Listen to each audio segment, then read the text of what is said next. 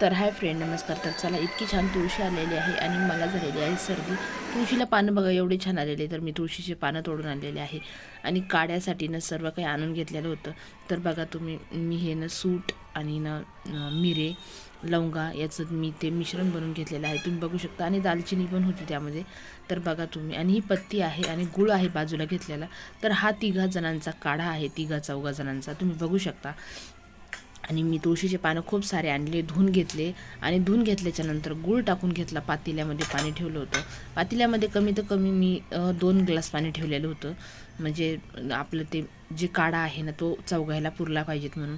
त्यामध्ये मग मी ते कूट टाकून घेतला आणि मस्तपैकीनं त्यामध्ये तुळशीचे पानं, गूळ टाकून घेतला आणि खूप वेळ, थोडा वेळ चांगलं त्याला खूप वेळ उकळू दिलं. खूप वेळ उकळल्याच्या नंतर ते आळून आलं आणि मग आळून आल्याच्या नंतर हे तिघांनाही आम्ही घेतलं.